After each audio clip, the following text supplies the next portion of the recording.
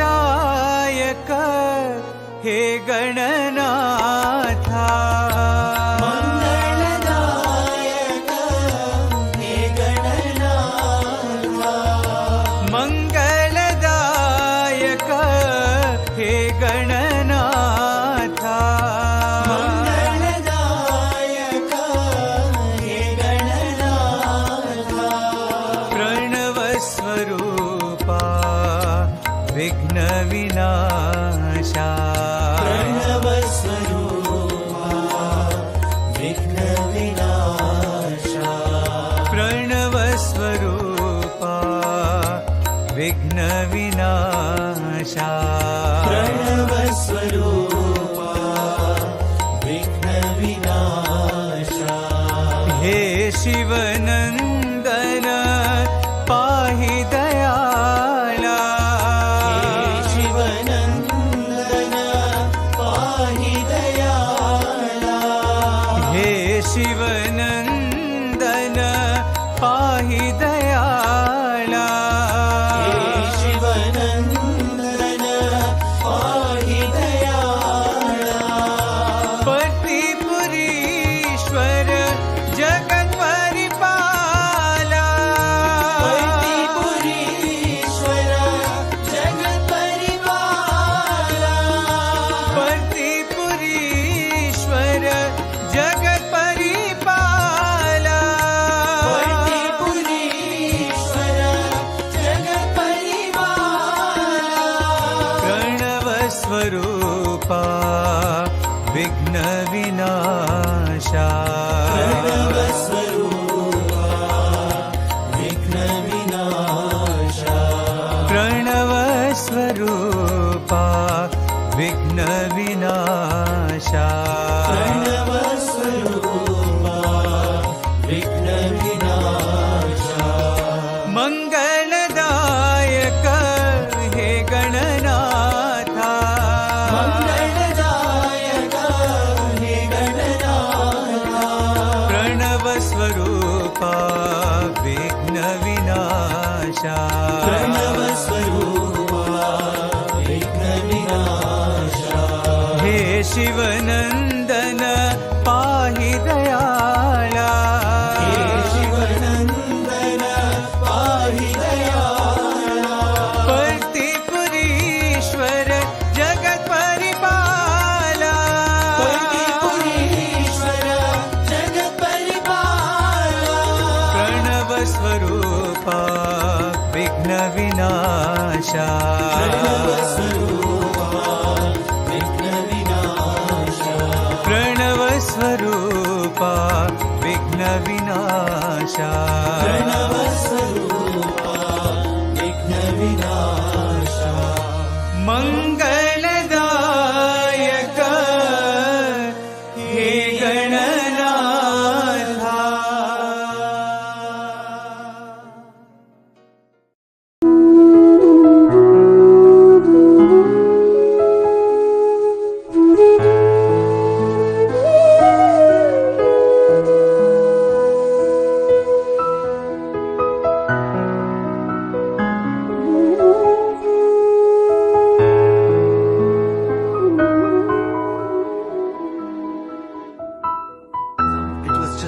Beautiful smile.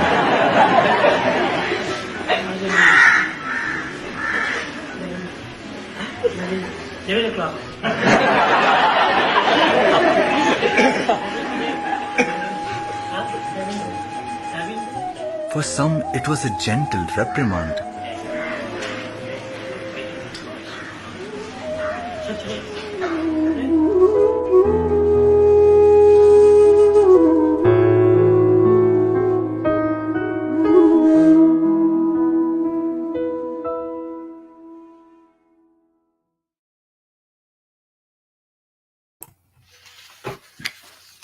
Om Shri Sai Ram.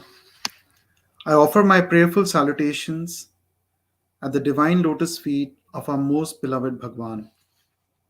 Respected elders, my dear brothers and sisters of the Sai family, a loving Sai Ram to all of you. We've all gathered here today to be part of the ninth Samarpan session being held virtually from Toronto. We are grateful to Swami for blessing us today with a session with Brother Vinod as our guest speaker. It is my honor and privilege to introduce Brother Vinod Cartic, who is not only my MBA batchmate from the Parthi campus, but also a very dear friend. Having known Vinod for so many years, I would like to state that Vinod is an exemplary epitome of determination, dedication, and devotion. Anyone who has had a chance to know Vinod would agree to the fact that he personifies the Gita teaching Sarva Karma Bhagavata Prityartham, meaning one who performs all his actions to please God and God alone. Vinod hails from Jamshedpur, a city in the state of Jharkhand, India. He joined the Sri Sathya Sai Institute of Higher Learning Prasanthi Nilayam in 2005 to pursue his MBA soon after completing his graduation from IIT Chennai in chemical engineering, one of the top three engineering and technology institutes of India. He has had an illustrious academic career, being a recipient of the gold medal both at IIT and SSSIHL, the latter received directly from Bhagavan. Brother Vinod, during our MBA days from 2005 to 2007, was fortunate to be part of several programs, including the coveted Convocation drama performed in the physical presence of Bhagavan. He was also a member of the Prasanthi Mandir Bhajan Group. From 2007 to 2011, Vinod waited for guidance from Swami, during which he received many life lessons. This period has not only been a time well spent in Bhagavan's presence, but also helped in steering his life towards a noble initiative, Sai Krushna Charitable Trust, SKCT in short. Swami guided and blessed him to establish SKCT, which since its incorporation in 2010 has been conducting service activities in Educare, Sociocare, and Healthcare. So, with this introduction, I would like to hand over the stage to Vinod. Over to you. Sairam, Brother Ashish, thank you so much for that very, very loving introduction. My loving and humble salutations at the lotus feet of our beloved Bhagavan. I offer my love and respects to all the elders in the audience, to my parents, to all my teachers who've enabled me to essentially be at a point where I'm able to address all of you. And of course, to our most dear Bhagavan, without whom none of this would ever be possible. I think Brother Ashish was very profuse in his praise. I'm sure that it's more a mark of his love and friendship than a reflection of reality. But irrespective of that, I do believe that the ears that are closest to the mouth are the ones that benefit the most when anybody speaks, right? So I believe that everything I share is not simply because, is not really because, all of it is being put into practice, but I hope that as I reaffirm all of this, I will be able to put more of it into practice. So I share all of these learnings with you as much as a listener, as someone who's given the opportunity to speak. Also want to express my gratitude to the organizers of this beautiful Samarpan session. So Brother Jayant, Brother Bharani, Brother Ashish, I'm sure there are so many of you behind the scenes who've enabled this to happen so seamlessly, and so beautiful to see Swami's video here, followed by that beautiful Samarpan introduction. Thank you for doing all of this. I'd like to essentially, I loved the way, some of that was put together in that video. And essentially, I think it all boils down to how can we express gratitude to Bhagavan for all that he has done? And I thought that, I will try and broadly keep my thoughts around this aspect, while of course probably sharing a lot of this through the life experiences that I've had, many of them in the physical presence of Bhagavan, and some of them in the so-called not physical presence of Swami, and then kind of draw on how we can probably express our gratitude to Bhagavan. Swami has always said that his life is his message, and he has also gone on to say that he wants our lives to also be his message. So I think in everything we do, how do we attempt to make our lives a humble offering of gratitude? I think that's what I'd like to broadly focus on. Again, by way of trying to make this session as interactive as possible, I know that there is a comment section. Please feel free to put any questions along the way. It certainly will not be a disturbance. In fact, I love to have sessions which are more interactive, and if there are any thoughts that come to your mind which you think you would like to share, please do that, and we'll try and keep this as a session which is a two-way, though there is probably one person who's speaking a little bit more. I'd like to begin with a beautiful story which in many of my talks I've usually kind of referred to this, simply because this one story has probably had the greatest impact in my life. And this is something which I heard, which I kind of read in one of the Chinna Kathas, but in other forms was also shared to me by my parents. So this is about a little princess, a little girl actually, who was very, very, very keen on different things. And she belonged to a kingdom where in that kingdom, the king was a very generous person, right? So this king was a very generous person, and he loved his subjects a lot. So as a mark of his love for his subjects, this king wanted to host a brilliant, grand exhibition. And he wanted to make some rules to make sure that, this was an exhibition which would be of a lot of interest to many, many people. And so what this king did is to say that, anybody who comes to this particular exhibition, there was one peculiar rule which they had to adhere to. And that one peculiar rule was that everybody would have to find what they liked the most in the exhibition. And whatever they liked the most, they could go and lay claim to it and take it back with them, right? So an amazing exhibition, think about it, right? Where the king had said, you come take your pick, right? And that's yours. That's it. Whatever you like is absolutely yours.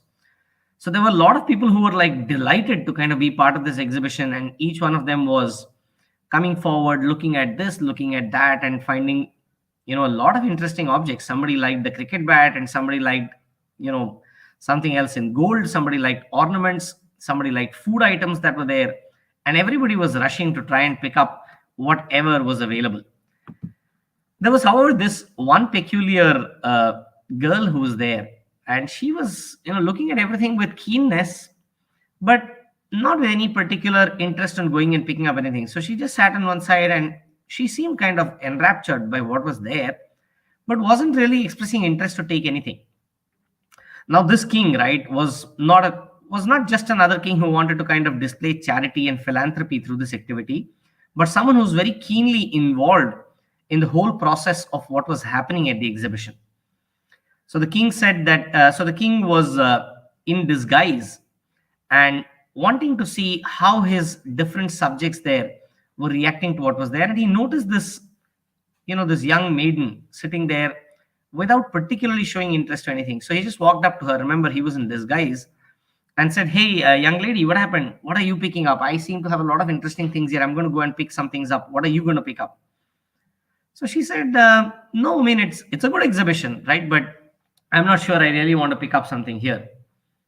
And this disguised king, right, reminded the young girl that, hey, the king has told us that, what, we have to pick up something. So you can't leave the exhibition empty-handed.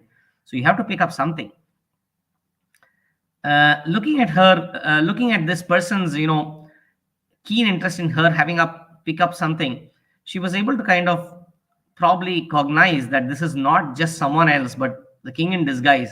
So she said, I don't think this, as if sarcastically, she says, I don't think the king really means his word. He'll not be able to fulfill his word. His ego pricked, right? So this disguised king said, hey, no, that's not the case. Our king is a good man. He'll always keep his word. So now knowing that, this is the king himself, she addressed him as, Your Majesty, I know it's you, but I don't think you have the ability to keep your word. right? And the king again remarked, no, absolutely, I will. And then she said, are you sure that no matter what I like in this exhibition, that's going to be mine? The king said, you have my word for it.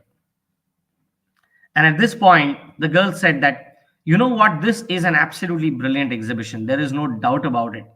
Everything here is beautiful.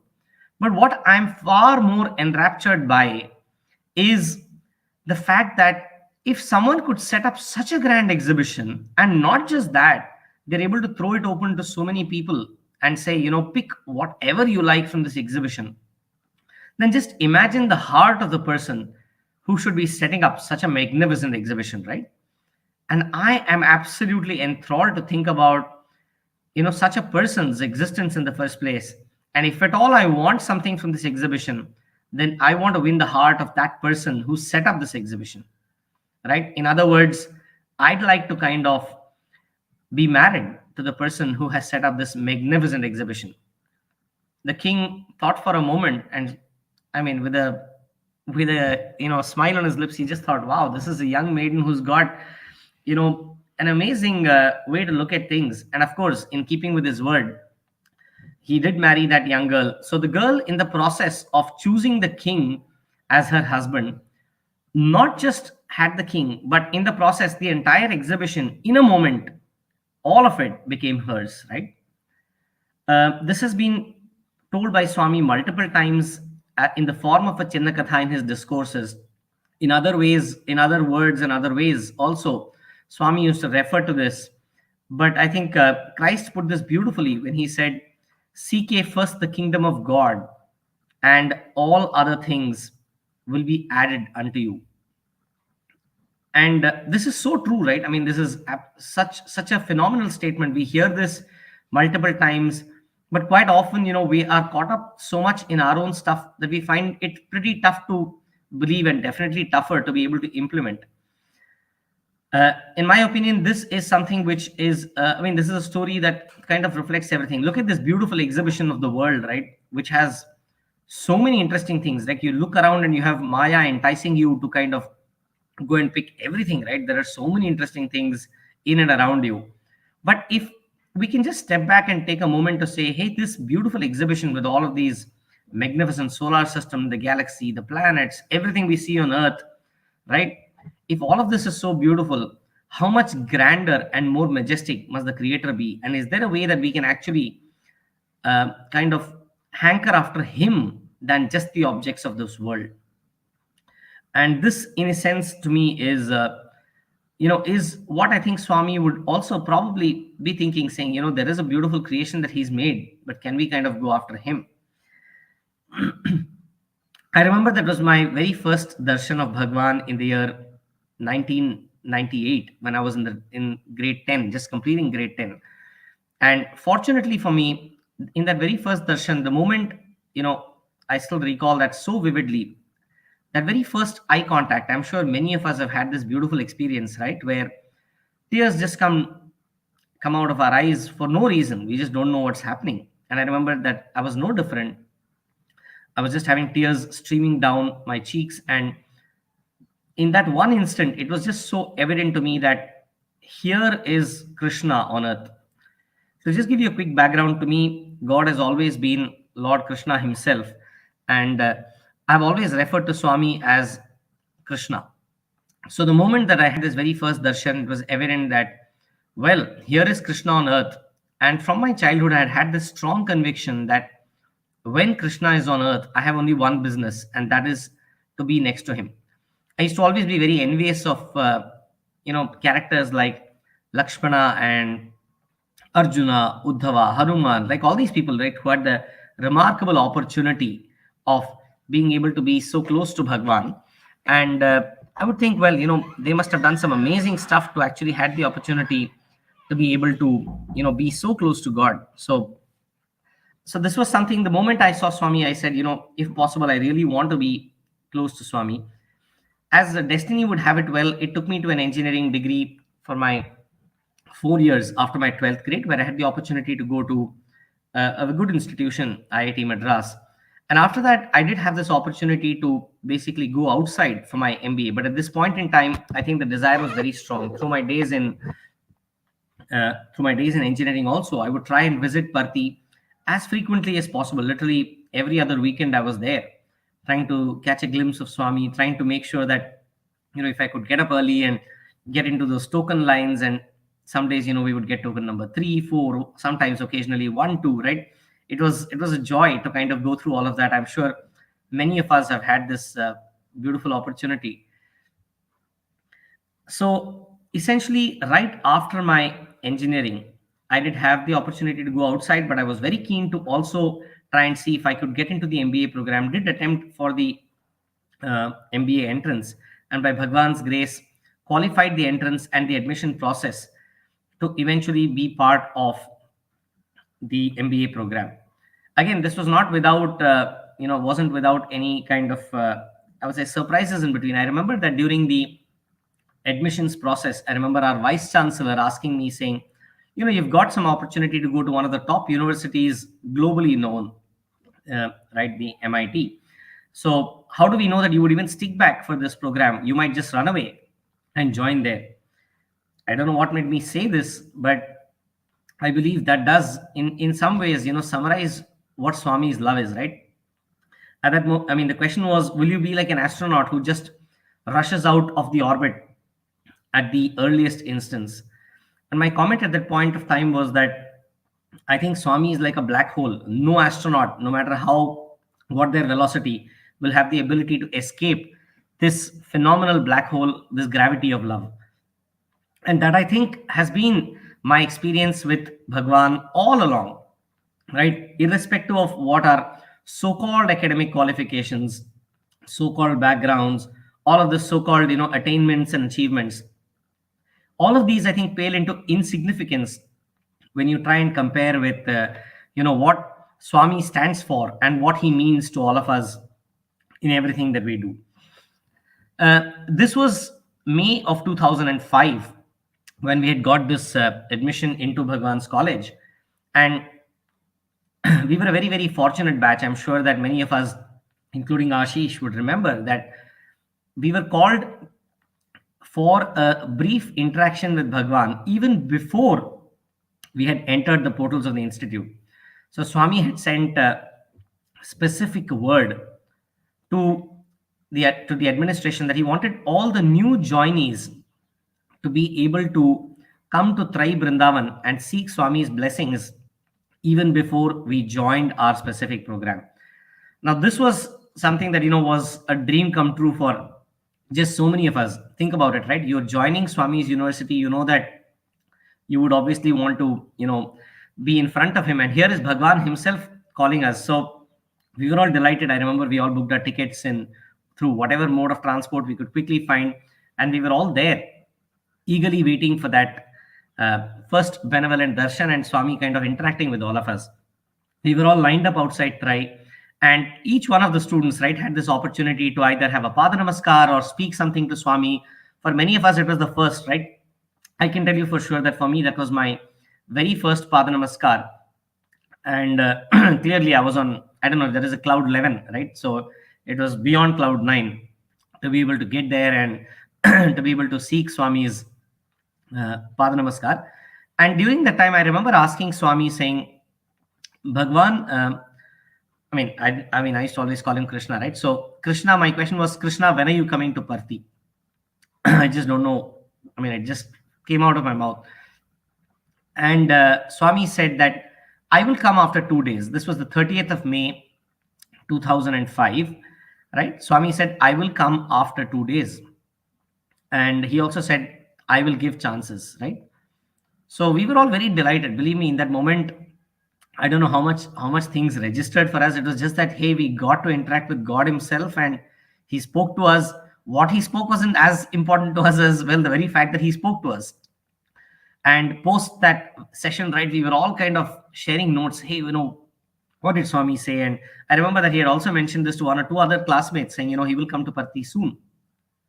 So with that blessing, we all now headed towards Parthi to join our very first day at college. And very quickly, right, we got into the groove. I remember that Brother Ashwath Narayan was quickly getting into the groove, training us on singing some songs of gratitude and some songs of welcome to Bhagavan when he would come. But typically Swami was expected to come around the 10th of June or so. So we were all getting into the groove. So while 31st May and 1st June both passed, and we were already into our first day of college, eagerly looking forward to what will be happening at college, interacting with teachers, interacting with new classmates, a new environment, right? A loving set of room teachers, a loving warden, and so on. So there were just too many new things happening, right? And we probably lost a moment of focus. But well, Bhagwan was not there to lose his focus for even a second, right? On the 2nd of June, I remember something happened which I don't know if it has happened ever before or ever after, right? I'm not sure of it, but this was certainly something that happened right in front of our eyes. The 2nd of June 2005, we suddenly got information that Bhagavan is traveling from Vrindavan to Puttaparthi. And this was somewhere in the afternoon, right? So by the time Swami reached Prasanthi Nilayam, it was probably 5:30 p.m. Swami came to Prasanthi Nilayam. He took Aarti at Prasanthi Nilayam and then said, hey, let's go back to Vrindavan.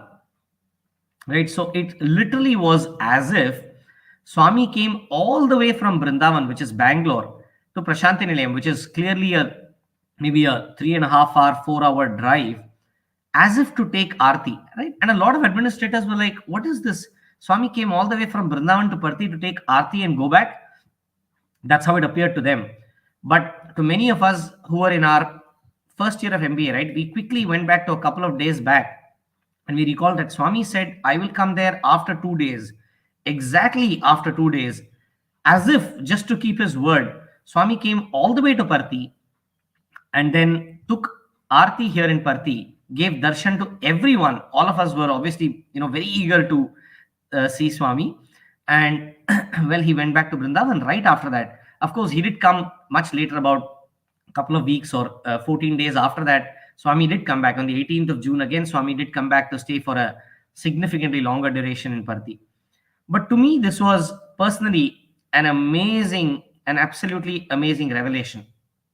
And that revelation was what we've read multiple times in the lives of other avatars also, right? That every single word that comes out of Swami's mouth, let me put it that way, right?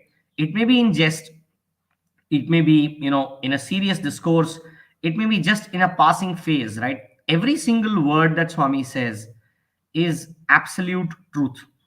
And he means it when he says it, right? In Hindi, there is a simple quotation that goes with this, that pran jaye par vachan na jaye. So it basically is talking about Lord Rama saying, Raghukula Riti Sada Chali Aaye, Pran Jaye Par Vachan Na Jaye, which basically means that the clan of Lord Rama, Raghukul as it's called, values their word even more than their life. And this is something which to me was exactly what Swami was representing in that single act. I remember that subsequently when Swami did come to Prasanthi Nilayam, right, many of us had a lot of aspirations, right? We wanted to obviously get opportunities to be close to Swami in some form or the other. I remember those were the days of Ramakatha, when Swami would pick up 2 of our classmates and they would be singing in front of him Ramakatha. And this would be such a great opportunity because many of us new boys would get an opportunity to sit around Swami's feet, sometimes massaging his feet, just staring blankly at him and enjoying Rama's recital on one hand and looking at Rama at the same time in front of us, looking at Krishna in front of us. This was something which will obviously be with us, I don't know for how many lifetimes, right? But the chance of many, many lifetimes. Many of us aspired to sing before him. We were all, Swami had blessed some of us with, I would say, a decent voice, but obviously not necessarily fit enough to sing before him in Mandir. But Swami gave many of us the opportunity to sing multiple times over the years in front of him. So I remember that I was blessed to be a part of the Prasanthi Mandir Bhajan Group, had the opportunity to sing numerous times before him. Many of us again got the opportunity to stage dramas before us. These were the days when, every third, fourth, fifth day, there would be some opportunity to, stage a drama and, we would get some opportunity to be a part of it, play some role, whether it was the role of a lead character or, some character, but it didn't matter, right? It was all about just going there and being in front of Swami for some time. So when Swami said that I will give chances, I still recall and saying, we all got so many different chances, right? And this chance could come in the form of performances or songs and so on, leading to various other chances, right? I know that every one of us would have made like infinite mistakes, right? But Swami was gracious to be able to kind of accept us into his fold and giving us chances repeatedly to improve ourselves and try and see how we could become better people through his love and guidance. I'm going to slightly fast forward my journey to beyond my MBA days. Of course, there were numerous interactions through the MBA days, so I'll probably come back to them at some time. But want to fast forward into another beautiful phase of life, which is called the waiting period. This waiting period actually represented an amazing time for many of us. Just for giving you a brief context of what this waiting period means, this is a period of life where we have completed our degrees, and some of us wanted to kind of stay back in Prasanthi Nilayam. Now, different people had different motivation for staying back. For some of them, they wanted to work in Prasanthi Nilayam and they wanted Swami to bless them with that opportunity. For some others, it might have been that they're waiting for specific guidance from Swami on what is to be done. In my case, I remember my personal motivation was exactly what had brought me to Prasanthi Nilayam years ago, which was, when Krishna is on earth, then I have only one business, and that is to be with him. So for me personally, it was just about staying close to Swami physically, mentally, emotionally, and spiritually, and try and spend as much time with him as possible, because I knew that everything else would anyway happen in life, right? I mean, so the story that I just narrated, which is seek ye first the kingdom of God, this was something which was ingrained in me from childhood. So it just kind of stuck on.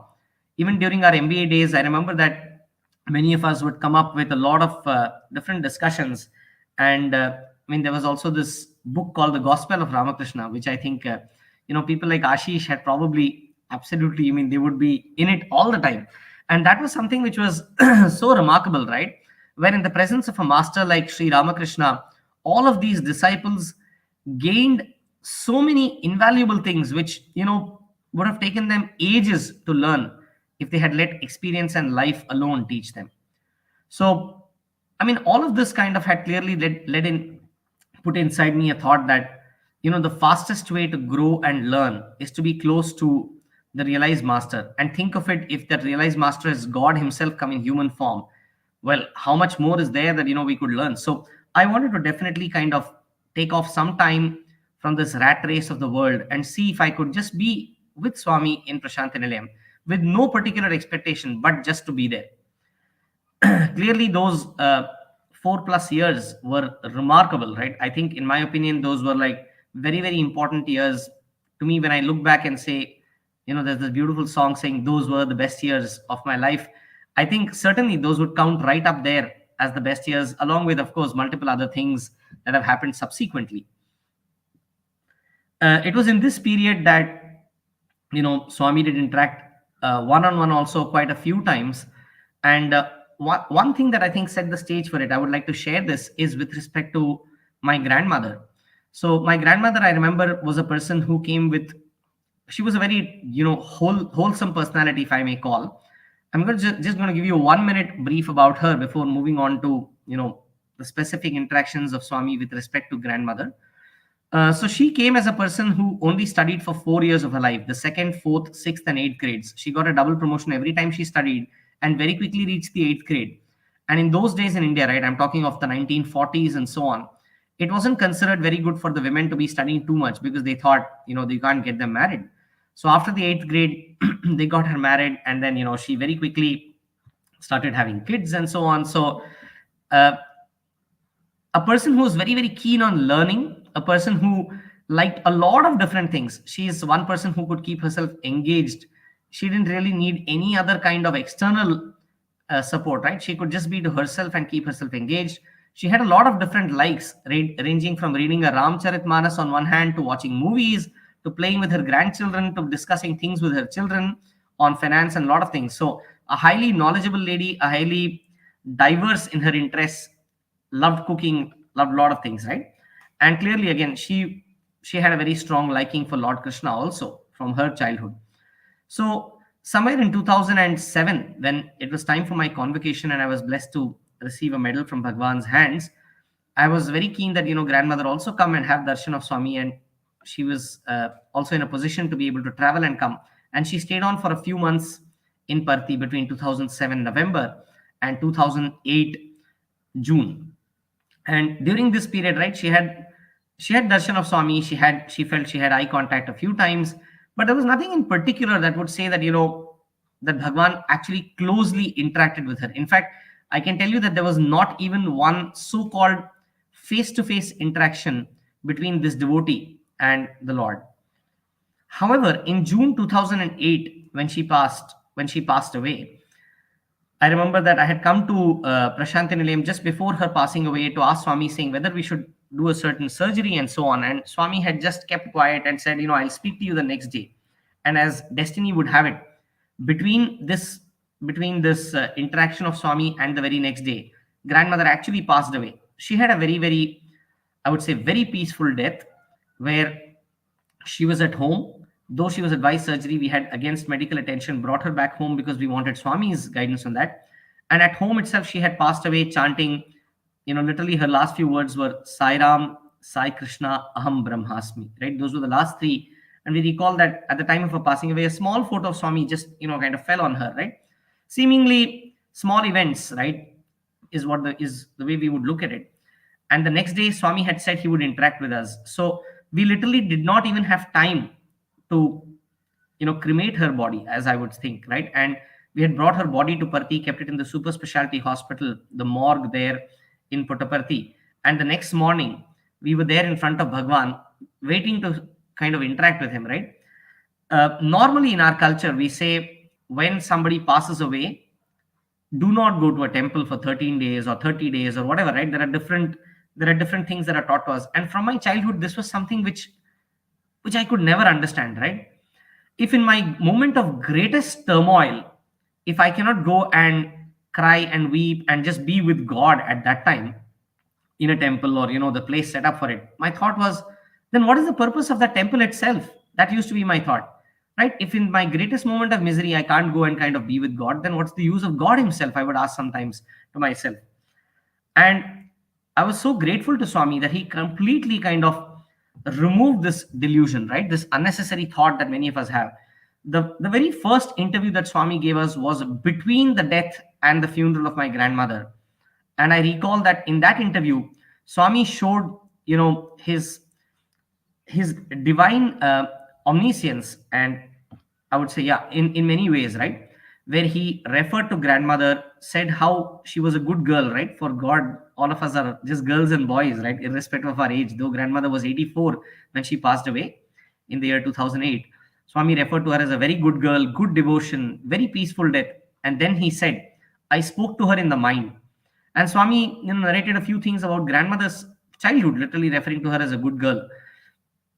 This is of, as I said, of a devotee who has had darshan of Bhagavan only for the last few months of her life. She has never met Swami before that. Again, in those last 6 months or so, there was absolutely zero physical interactions between the Lord and the devotee. So if we believe that, some of us have missed the opportunity, well, we couldn't interact with Swami, or, Swami did not speak to us, I think there isn't much to feel bad, because believe me, I think Swami is way, way, way beyond just that physical form of 5 feet 3 inches. That 5 feet 3 inches presented as a beautiful opportunity, no doubt, to be able to experience godhood in multiple forms. But if we think that that's all there is to Swami, and beyond 2011, we've missed a great opportunity. Well, yes, we did miss an opportunity, but not to say that Swami cannot interact with us further. There are just innumerable ways in which Swami expresses himself and continues to interact with devotees. This has happened even when he's been physically there. And so in 2008, when Swami said all of this, it was a clear reaffirmation that he is in every atom of the universe. Kan kan mein Bhagavan hai, what we say, right? And he knows exactly what is happening at any instant, anywhere. And sometimes he chooses to express and say that, yes, I know what's been happening, as he did in grandmother's case. And then he also went on to say that grandmother merged in me You'll not believe it, but Swami also said, he, gave us some vibhuti and said, perform the cremation and go and put vibhuti on the pyre when it is being burned. Sing my Aarti, Swami said, sing the Aarti of Bhagavan when you're doing this cremation.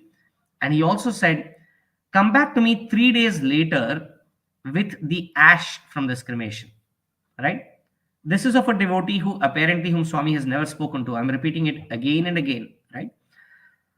And he said, come back to me with the ash after 3 days. Now, as our monkey mind would have it, right? On one hand, there was great peace, relief, and happiness that, Swami was acknowledging that this devotee has merged in Bhagavan. I mean, what else can you ask, right? It's the consummation of life itself. And at the end of it, there was also this thought saying, hey, you know what? This interview is going to lead to another interaction, because Swami is saying, come back after 3 days. So the monkey mind quickly got at work, right? And I remember asking Swami, saying, Swami, do you mean that after 3 days you will speak to us? And Swami said, yes. And then I said, Swami, you mean 3 human days, right? Because I had heard different stories that one day of Brahma could be many, many days of us and so on. So wanted to kind of make sure that we got this right. And Swami said, yes, after 3 days, I will call you.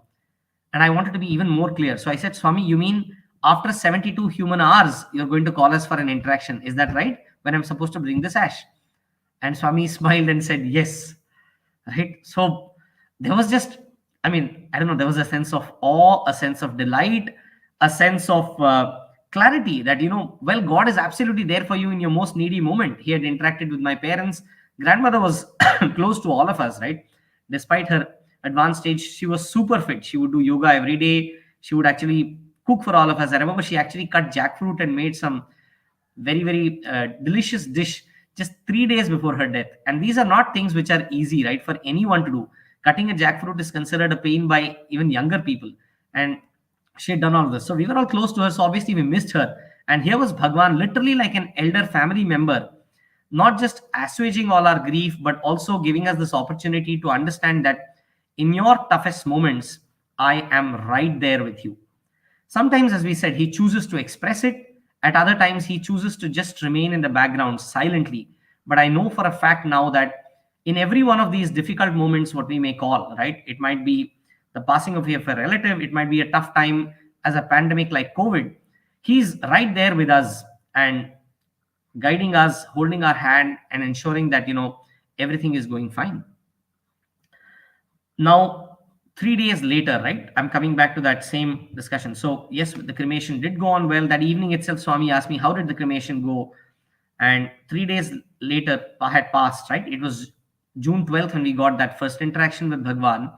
And it was 15th of June and Swami hadn't called us, right? And again, quickly, the monkey mind got at work saying, hey, Swami said that he's going to interact with us in a few days, but what is this? He didn't interact. And all kinds of different thoughts, right? And inputs from different places saying, Swami will do it, but he might do it a little later and so on. And we started kind of self-pacifying ourselves. I remember it was the next day, 16th of June in the afternoon, Swami called us for the interaction again. And instead of, immediately feeling happy, look at this, look at the foolish thoughts that all of us come with, right? Instead of immediately feeling happy, hey, he's called us. Of course, we went inside the room and chanted Guru Brahma, Guru Vishnu. I'll come back to that in a moment. But I remember one of the early questions we had is, Swami, you said you'll call us after 3 days, but 72 human hours have already passed, was my question to him. And again, Swami looked at me lovingly yet firmly. And that was another big revelation my way, which was, he said, you said, will you be calling in 72 hours? What did I say? Swami said. I said, Swami, you said you'll call. Swami said, no. I said, I'll call you after 72 human hours. I have called you between the 72nd and the 96th human hour, which is after 3 human days, exactly as I said. Right? Swami explained all of this to me, the foolish me that I was trying to kind of, put Swami in a corner at that time. Swami explained every single thing so clearly. And to me, this was again a revelation of the same fact. Quite often, we start wondering, saying, hey, Swami said he will do this. Swami said he will do that. How is he going to do this? He said he will live for 95 years.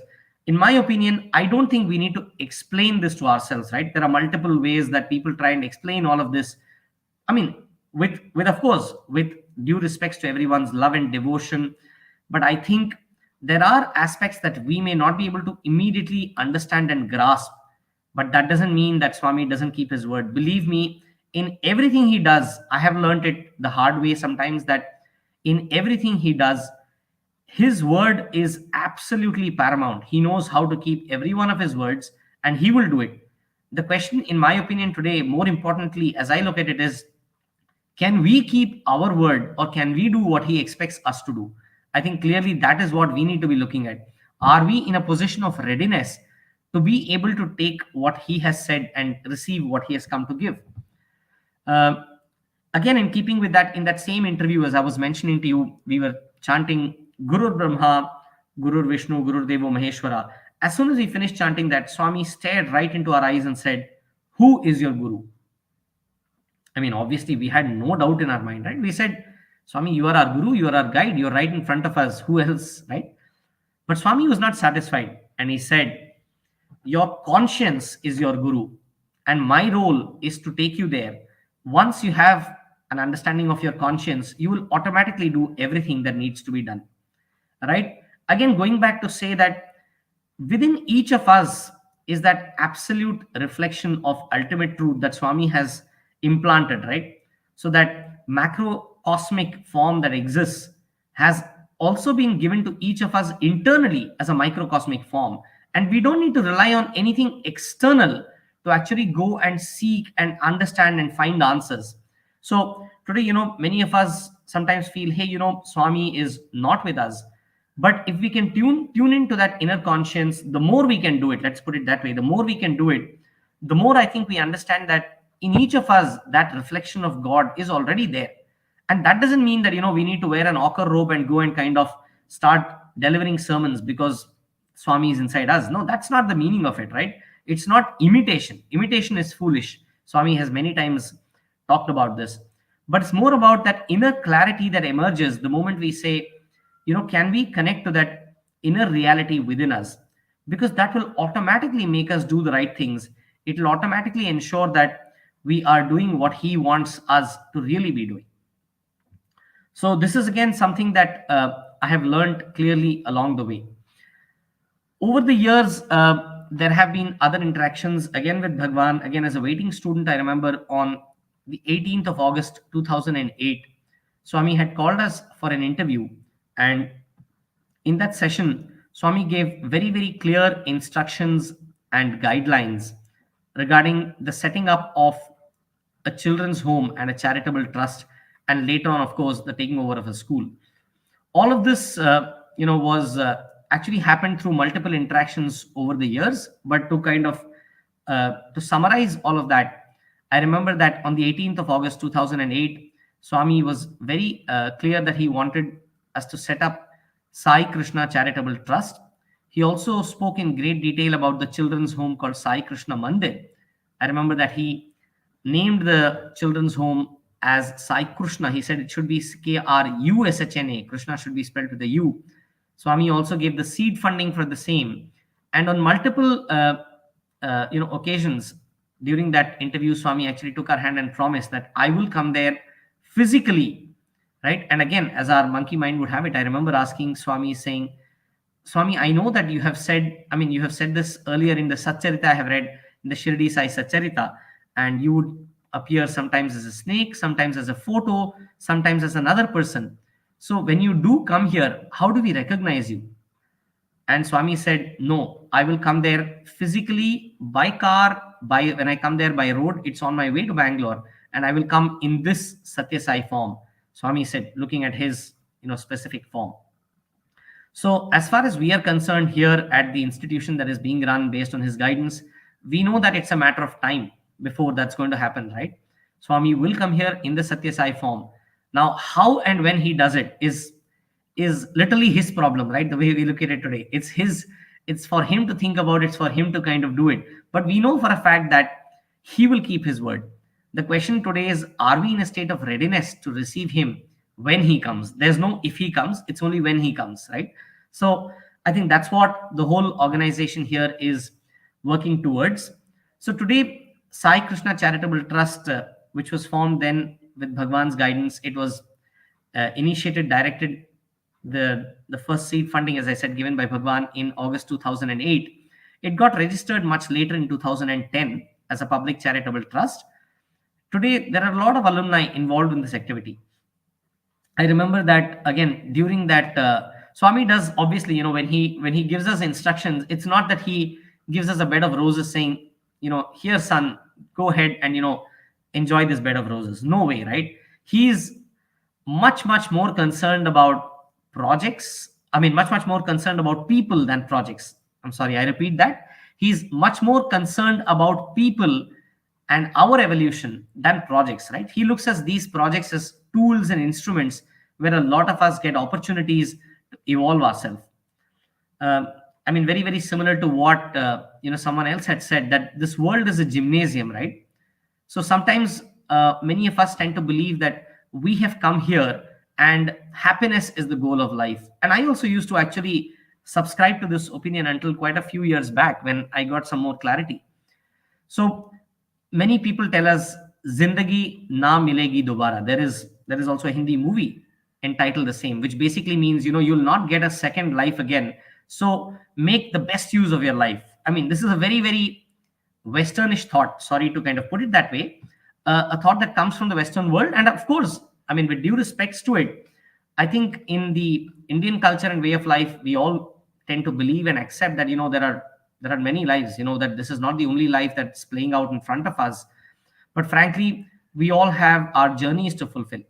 So I have now come to start to accept and believe, and based on my learnings, to accept that happiness, the way we look at it, or pleasure, is not the goal of life, right? Clearly, that is not the goal of life.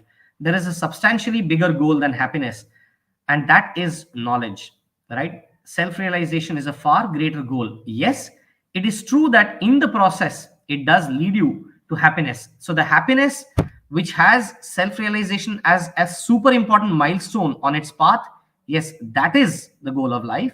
But if you talk of happiness which does not include realization on its path, that cannot be the goal of life. Because when you're in the gymnasium, you can't say that I'm in the gymnasium to enjoy. No, brothers and sisters, I think we're all here in the gymnasium to work out, right? The working out in the gymnasium may not be great fun, but then, well, our role in the gymnasium of this world is to work out and kind of improve our muscles, right? That's the only reason why all of us kind of go to a gymnasium. And this brings me to another beautiful illustration, which very often we remind ourselves of, right? So there was this young man who had a guru, and his guru had told him that, I want you to do a very important thing, right? And he said, I want you to push at this mountain, right? That was the task that was given to this young man. So there was a large rocky mountain, and the guru told him, I want you to push at this mountain.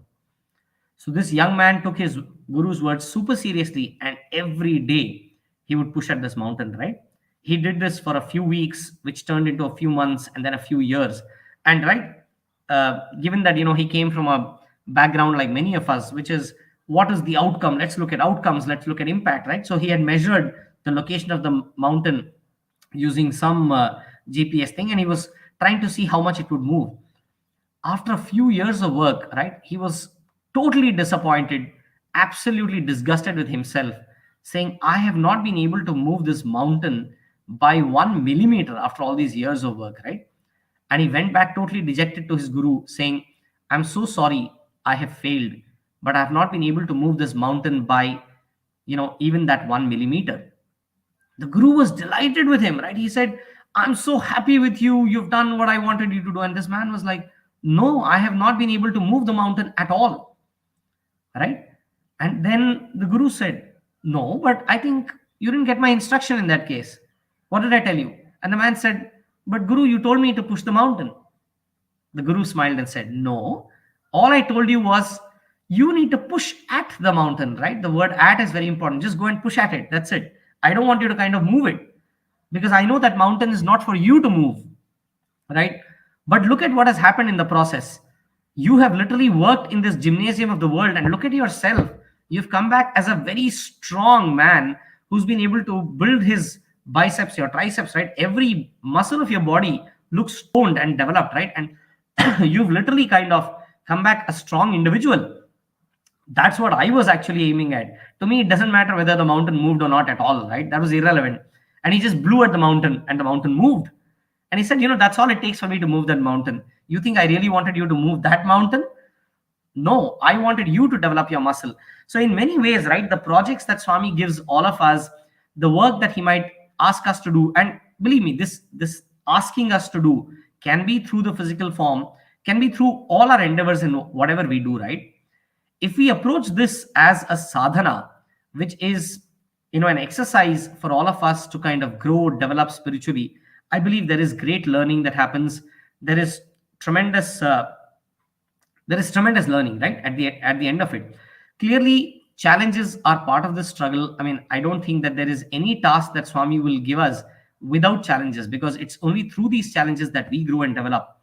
And in the process, as we grow stronger, I think we become, I would say, we edge closer towards that realization, that knowledge, and which obviously entails happiness as part of it.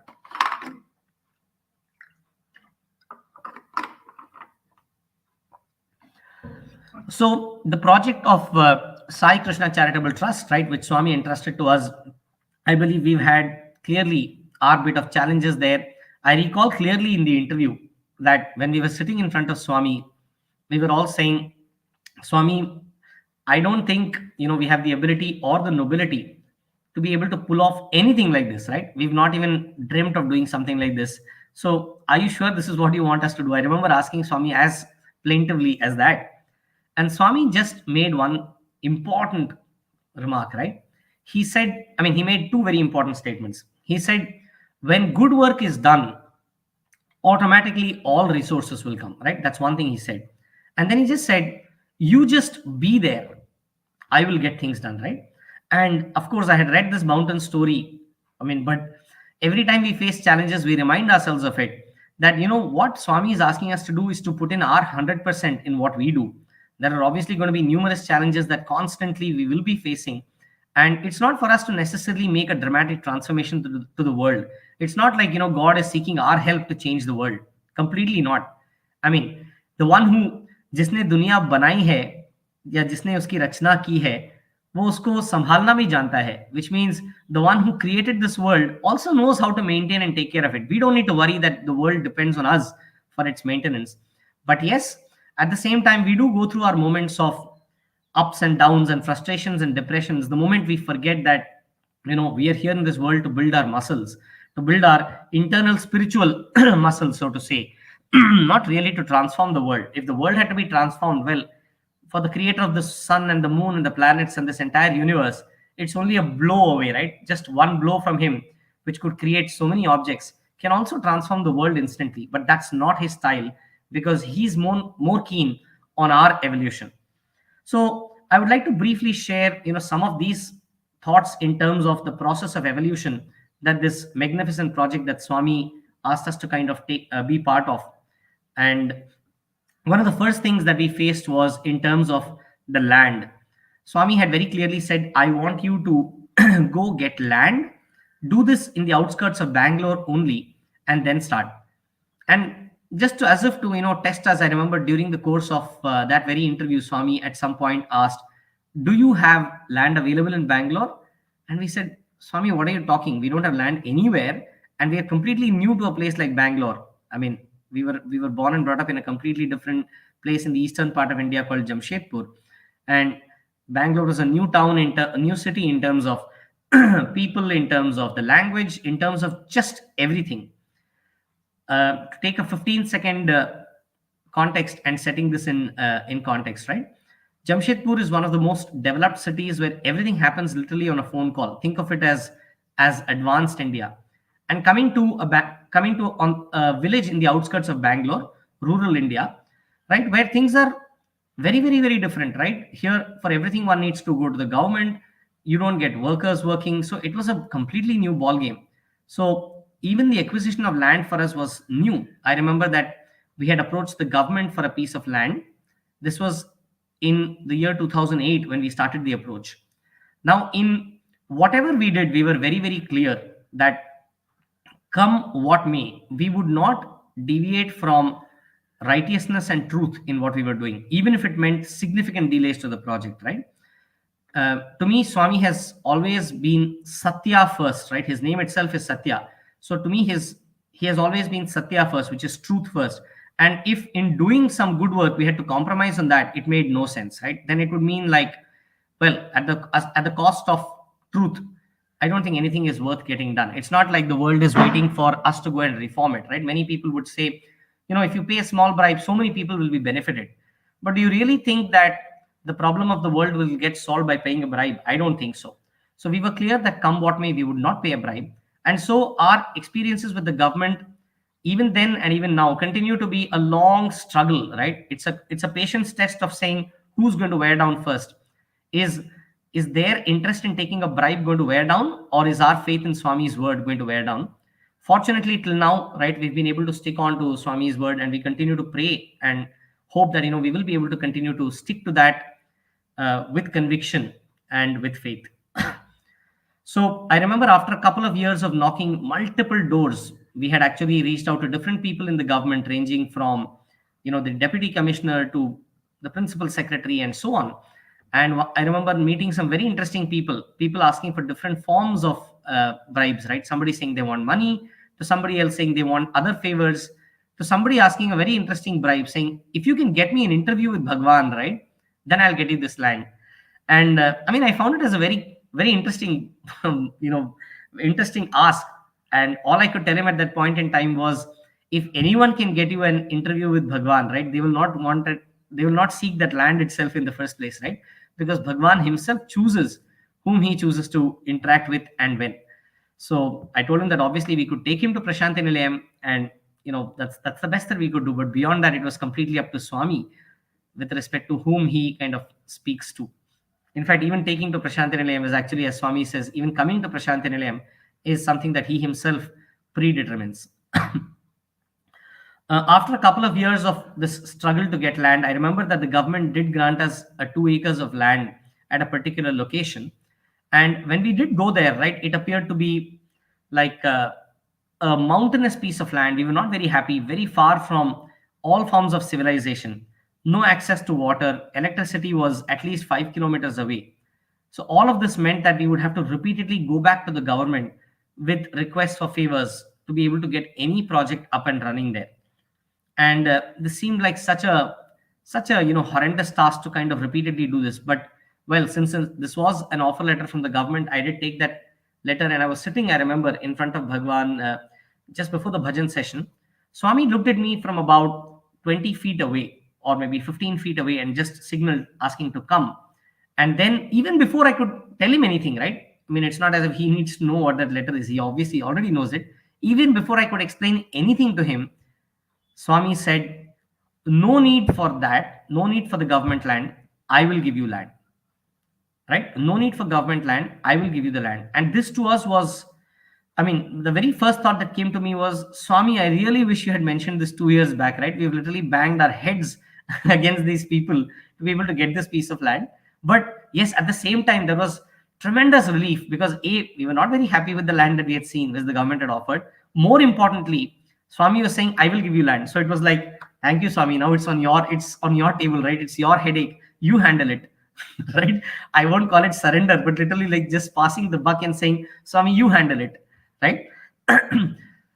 But I believe that in making us go through this challenge of 2 years of knocking different doors and just kind of trying to get this piece of land, there was a great learning that Swami had taken us through, right? And that was, can you stick to your conviction of truth and righteousness in being able to get that piece of land, right? And we had been able to prove to ourselves more than anyone else that yes, you can make the government work through a process of no bribes. Yes, it will involve delays, but if you are able to stick to your stance with conviction, there is no reason why truth cannot win. Nobody said that truth doesn't face challenges. We've all read stories of Emperor Harishchandra, right, who went through innumerable ordeals, but then yes, truth does win. So when we say Satyameva Jayate, it doesn't mean that truth wins at every small instance, right, it does go through a lot of challenges. I mean, the Pandavas went through absolute challenges and difficulties, including, their wife being uh, disrobed in a court, right? But at the end of it, they were able to stick to truth and righteousness with such conviction that the final victory was absolutely theirs. So this is something that I think we were able to learn, and thanks to Bhagwan's grace, try and apply that in practice. Uh, I'm also happy to share with each one of you that, over the years, we've been able to run this organization, Sai Krishna Charitable Trust, with Bhagwan's guidance by never paying a bribe. We've heard numerous people telling us, for small things, it's okay if you pay a bribe, right? But I think that to us defeats the purpose, because at the end of the day, we believe that Swami is more interested in the evolution of people than the evolution of projects. And if that is the case, then wouldn't it be super important for us to stick to his ideals of Sathya Dharma rather than, just getting buildings built. I'd also like to share with you, how the land finally came, right? The piece of land that we were talking of. So in December of 2010, Swami had, already the trust was established. Swami had blessed the trust deed. He had asked us to meet senior authorities in Puttaparthi, like Chakravarti sir, to also advise us on the trust on how it needs to be done. So we had a lot of clarity on, how that needed to be done. But the land was still far off. And, after 2 years of Swami telling us, we were feeling like miserable failures because we had not even been able to take the first step forward in getting the land, leave alone start the children's home. It is at this point that, through, you can call a stroke of destiny, but as Swami says, there are no just sheer strokes of coincidence. But we happened to meet some people who were running a free school, and they wanted to hand over this free school to us, right? And we were completely not keen in taking it up, simply because Swami had given us a task already, and we hadn't been able to make even baby steps in that direction. Where was the question of taking up something else? So since then, since we were not ready for it, we said we would just visit the school at best and probably do a small quiz for the students or something, but nothing beyond that. They said, yeah, please come and visit the school. It seemed like a really needy school serving children. They had about 90 students at that time studying in the vernacular medium. And at that point in time,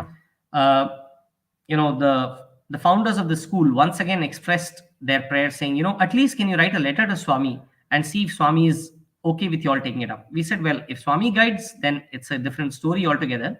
So I remember that I was holding this letter in front of Swami saying that there is such a proposal that has come. Swami, we seek your guidance in this regard. And on the 10th of January 2011, Swami took that letter and blessed with Vibhuti and said, very good school, take it up. That's how the school, which is today known as the Sai Krishna Vidya Mandir, came into the ambit of the trust. And right next to the school, the founders of the school donated the land for the children's home. So exactly as Swami had said, right, that the land also came literally along with the school. And that's where the children's home stands today. In fact, that's where I'm speaking to all of you from today. Some of us volunteers are blessed to kind of spend our lives with these students, some of these boys who've lost their parents, and be a part of their beautiful future. So Swami has blessed us with that opportunity. That school, which was then called the Sharavati School, has today grown into a blossoming school known as the Sai Krishna Vidya Mandir. We have about 300 students receiving completely free English medium education. And many of these students are doing very well for themselves and the school. And they've started winning prizes at different levels, some of them winning prizes even at a national level for some of the work that they're doing. And we believe that all of these are, of course, milestones for us as we kind of move forward in this journey, trying to say, how do we contribute our little bit and express our gratitude to Bhagavan? The trust today also is running a free primary healthcare center known as the Sai Krishna Arogya Dham. And like Swami says, right, he makes different people meet along the way, along this journey of life. I remember during one of these interviews, Swami had asked, when are you getting married? He asked me. And as most boys, right, at that time, marriage was nowhere clearly on the top of our mind. So I remember telling Swami that, Swami, we're not going to get married, or, we're already married to you, right? These were the typical answers that we would kind of throw back at Swami. And Swami, of course, being the loving master, he would smile and acknowledge and then said, that okay, he told me that I'll get you married a few years later. That's what Swami had said. So a few years later, yes, it was at Bhajans that I had met this beautiful girl called Purnima, and then she happens to be a doctor today. She takes care of the primary healthcare center also.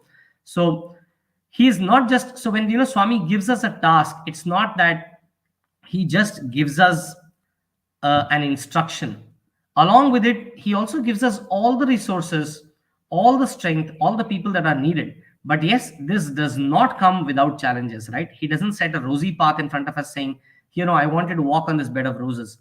Because unless there are thorns on the way, how are we going to learn? So obviously there are numerous challenges, that adversities that keep coming frequently. For us, more often than not, this comes in the form of interactions with the government, which is clearly not pleasurable, not something we would love to do. But the more we avoid it, the more I think we end up kind of being part of it.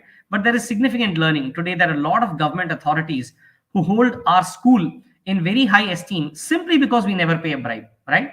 Who hold the trust in very high esteem simply because we never pay a bribe, right? Many of them in their individual lives, I don't know, I find it tough to comment on it. Probably, they may not kind of be that away or anti-corruption per se. But when they know that an organization is doing so much good and they are sticking to this path of stance of truth, over time they have learned to respect it. And some of them have also come forward to visit our school. In fact, our school over the years has had probably more dignitaries coming than any other school. We've been very, very lucky to have some very renowned and amazing people like Dr. Kasturi Rangan visit our school. Dr. Kasturi Rangan is the chairman of the National Education Policy. He's the advisor to the Prime Minister of India. And he was so happy to see what is happening at school here. That a school like this in a relatively rural setup could actually make such a significant impact. And he has been happy to designate the school as a pilot school for the National Education Policy. We've had amazing volunteers join us from different parts of the globe. So during this COVID pandemic, there was just so much of things at chaos and disarray, right? So education was firmly hit for sure. And it is at this time that a lot of Sai devotees, I would say, from different parts of the globe, whether in US, whether in Canada, whether in Japan or Singapore, or whether in India, right? They all said, we'd like to support the school in some way. And we had set up what is called virtual mentoring. So today, literally every student of the 9th or 10th grade at our school has what is known as a virtual mentor. This virtual mentor follows up with the students and helps them to understand their lessons, helps them to get to where they would like to be. Somebody wants to be an engineer, somebody wants to be an IAS officer, somebody would like to be a cook, somebody would like to be a teacher, right? So how do you enable this child to go from where they are to where they would like to be? And this enabling, by the way, does not mean financial involvement. This is more about taking an interest in that child's future and giving them time. We have repeatedly seen again and again that the involvement of time is a significantly higher contribution than any other contribution, because when you part off with your time, clearly that's parting off with a part of yourself. And when that happens, right, every other resource obviously follows in its trail.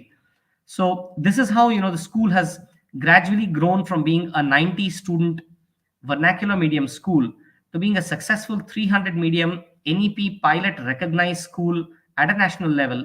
And today, slowly enabling more and more children to get outstanding education for absolutely zero cost. The primary healthcare continues to blossom. We have our children's home also, where there are a few of these boys who are living here with all of us, and many of them are beginning to do very well. It's remarkable to see how students who've seen their parents literally committing suicide or hanging from a tree are today national prize winners. We believe that clearly all of this is a reflection of the grace of Bhagavan, which comes through the support of innumerable people, right? All located probably in different parts of the world, trying to play their small role in the lives of these people. The future also, as we look at it, right, it clearly looks like we have to now expand to the next level. So as we do this, we are looking to gradually see that keeping Puttaparthi as a model and keeping our, lovely institution, the SSSIHL, as a model, can we slowly get to a PU college and maybe a college in the future years? That's where the trust is today. So we're looking to kind of see if we can go and get some additional land where, we will be able to kind of build these future projects of the trust. We're also actively engaged in looking at skill development for students, because as these students grow academically? Do we have an ability to kind of enable these students to also be kinesthetically, ready to get to a level of skills? So looking at different levels of skills, right? Whether they may be around desktop publishing to something which is more well known as, say, tailoring, and something else which is, say, involving artificial intelligence being applied in agriculture and so on. So we are working on a lot of these different ideas at this stage. And clearly, when I mention we are working on it, let me tell you that this is the joint effort of a lot of alumni of SSSIHL, Swami's universities, a lot of Sai devotees, all putting their hearts together. If there is one single learning, right, which I believe I would certainly be very, very, very, very grateful to Swami for, one single thing, which I think I should share. I think it's been the meeting of amazing people, right? I mean, but for this project, right, I don't think I would have been able to grow and evolve, because I've met some absolutely amazing superstars, as I would call them, in the field of seva, in the field of spirituality.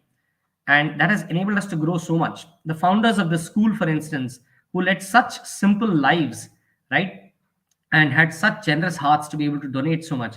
A lot of tremendous volunteers who today work as virtual mentors, who today work as teachers at the school, and who render so much of their time for these students just because they also believe in this cause. Meeting people who have held such reputed posts in different organizations, but who come with such simplicity and a willingness to be able to look down at the level of what the students are and say, how can we really help to bring them up to the next level? I think all of these would never have been possible but for it.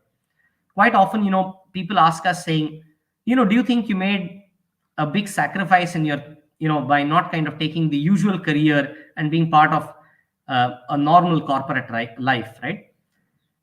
I think, frankly, when I look at it honestly, I can only say that to say that we chose God above the world, or try to do, or even even that would be blasphemy, right? Because who are we to choose him? Literally, it is he who has to give us an opportunity to do that. But well, on a very pragmatic term, even if you say that we sought the kingdom of God, I think it is more a decision of practicality and intelligence than a sacrifice. It's almost like saying, you have a massive laddu. Let's assume you're a sweet lover like I am, right?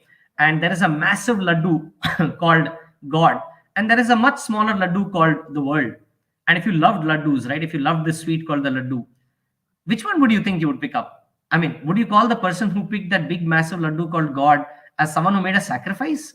I don't think so, right? So that's the way I look at it today. And I can only say that very, very grateful to Swami for this opportunity. I'm going to leave all of you with this simple, simple illustrative story again, which I absolutely love, which I think substantiates this last point that I just made. There was this young boy who was growing up in a village. And in that village, there was a shopkeeper who every year on the shopkeeper's birthday, right, he would throw open his shop of sweets to the children and say, there's this large container of sweets, and I want all of you to come and, take a handful of sweets and go back, right? It's all for you.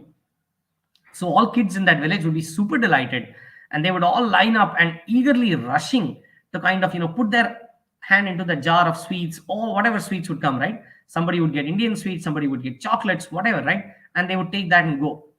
However, there was this one boy who constantly would come there, and he would say, to tell the shopkeeper, "Uncle, you know what? I want you to give me the sweets. You give me the sweets," right? And he would never put his hand and take the sweets. And this continued, from his being a toddler to his becoming a teenager, right?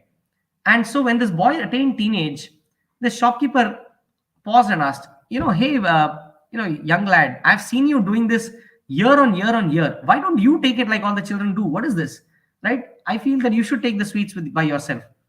And then this lad mentioned, "Uncle, you know what? My hands have always been smaller than yours, right? I've been a toddler. I'm a small boy. Even if I put my hands in, how many sweets could I pick up? After all, I would not be able to pick up much, right? But in contrast, when you picked up the sweets, you didn't just pick it up that way. You wanted to give me the very best sweets. You would pick up the best sweets. You would fill your large hands with it and then pour it. Believe me, it would not even be full for me to gather in two palms. Forget taking in one, right? I would be not just hands full, I would also be heart full, because such sweets I would never get to eat, because you would select and give me the very best, right? And so in doing that, I was not doing any sacrifice. To me, it appeared to be just a matter of practicality and intelligence. And I think in many ways, this is so true for all of us, right? When we are able to kind of accept what Swami wants to give us, I don't think there is any element of sacrifice in that. I mean, it's just saying that you know much better than me. You are my divine mother and father. And I know that in whatever you will give me, you will only give me the very best, and in with far greater intelligence and wisdom than I can ever imagine. So isn't it just appropriate for me to just accept it gratefully, because you will anyway give me everything beyond what I need. So I think with those words, I would like to kind of, bring this to a conclusion. Thank you so much to each of you for, giving me this lovely opportunity to share my learnings. As I mentioned right at the start, every time I get an opportunity to share this with a larger audience, I am constantly aware that this is actually an opportunity also for the very ears which are closest to me to hear it again. And I know that there are a lot of things that I need to practice out of this myself. So thank you for giving me this opportunity to reaffirm all of this and hopefully practice this in future also. With loving pranams again at Bhagavan's lotus feet, respects to all the elders who've gathered here, and to each of you brothers and sisters for your patient listening. Thank you so much. Sai Ram.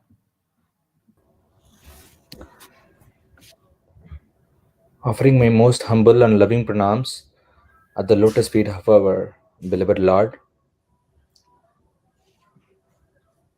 Respected elders, dear brothers and sisters, Sai Ram to one and all. First of all, I would like to thank Brother Vinod Cartic for giving his valuable time and sharing his experiences and thoughts. It was really great to hear from you, brother, because I would like to get involved, but somehow I moved to Canada. I was in touch with one of our classmates. Fortunately, you belong to the same batch that I studied, so yeah, it was so nice to hear, and it's very heartful to listen to you and to listen to your experiences. Also, I would like to thank all listeners who had listened to the talk, and I hope everyone would have enjoyed the bliss. And as the, what do you say, like the main purpose of the Samarpan is to unify ourselves with the Lord. I hope everyone would have enjoyed Brother Vinod Kartik's talk, and then would have been would have immersed ourselves for these last 90 minutes with our dear Lord. With this, we will close with Aarti, and Jai Sai Ram. Thank you so much. Yes, Sai Ram.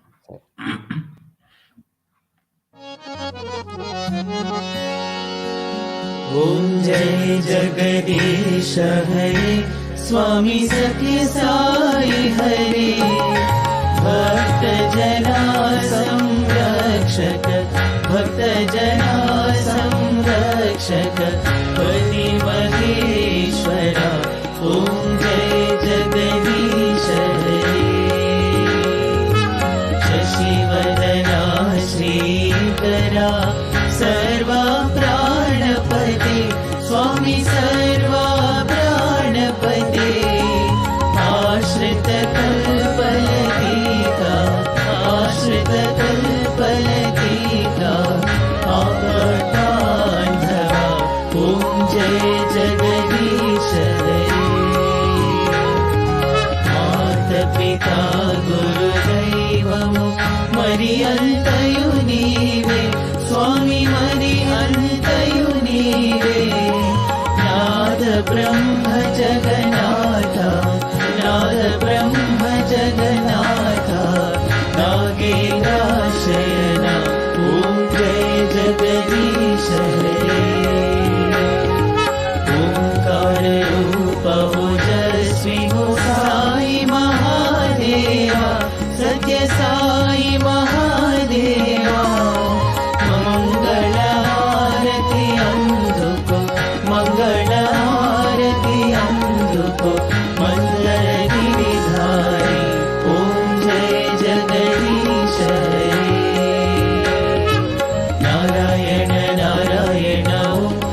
Satyanarayan Narayan Narayan Narayan Narayan Satyanarayan Narayan Satyanarayan Narayan ॐ जय सद्गुरुदेवा नारायण नारायण सत्यनारायण नारायण नारायण नारायण नारायण सत्यनारायण नारायण सत्यनारायण नारायण ॐ जय सद्गुरुदेवा नारायण नारायण सत्यनारायण नारायण नारायण नारायण नारायण सत्यनारायण नारायण सत्यनारायण नारायण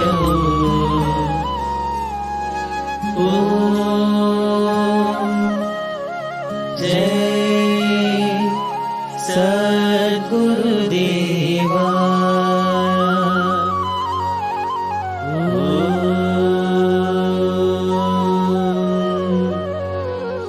शांति शांति शांति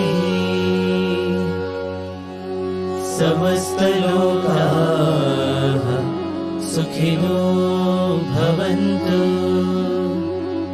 समस्त लोकाः सुखिनो भवन्तु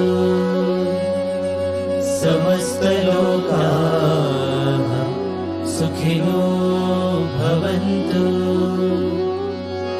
ॐ